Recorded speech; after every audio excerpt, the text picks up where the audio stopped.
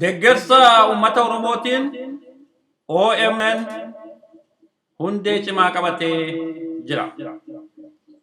Kun immoo daran cimee kan itti fufuu danda'u deeggarsi keessan yoomuu caalaa yoo itti fufedha.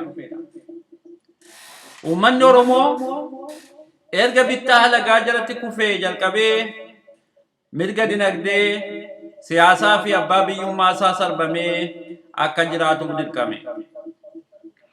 Oromoon waa'ee dhimma isaa ofii isaatiin akka hin mari'annee fi hubannoo barbaachisu hin horanne godhamee karaa odeeffannoo akka dukkana keessa jiraatu dirqame.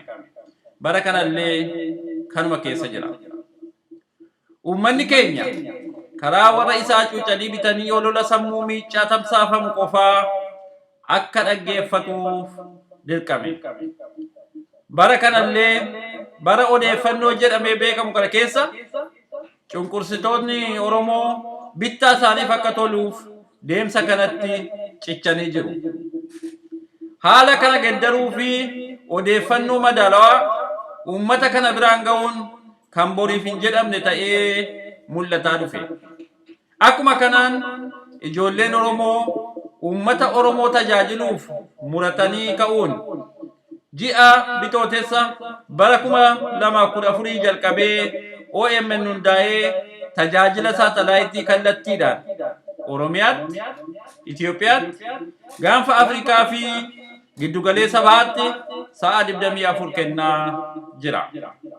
Guutuu addunyaatti immoo karaa weebsaayitii, YouTube, Zeno Radio fi marsaa sooshaal miidiyaan tajaajila sa'atii 24 kennaa jira.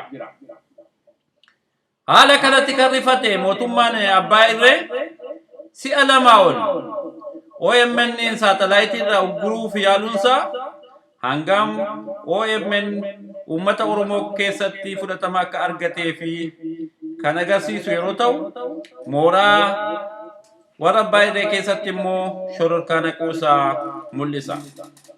Mootummaan Abbaa Irree kun kan inni sodaatu odeeffannoon dhugaa yoo uummata bira ga'e hangam umurii cunqursaasaa akka gabaabsu tilmaamuudhaani. Kanaafuu Oromoonni kamuu karaa qabeenyaa, dandeettii fi ogummaa OMN bira dhaabbachuun carraa seenaan dirqama dhaloota kana irratti gate ta'uusaa hubannee dirqama keenya bahuutu nurraa eegama. Waan ta'eef biyya Noorweey keessaayyuu magaalaa Bergen hawaasni Oromoo jirtan sagalee uummata keessanii kan ta'e OMN cina akka dhaabbattan irra deebinee kabajaa Oromummaan isin gaafanna. Koree tumsa OMN kan Hordaaland Bergen.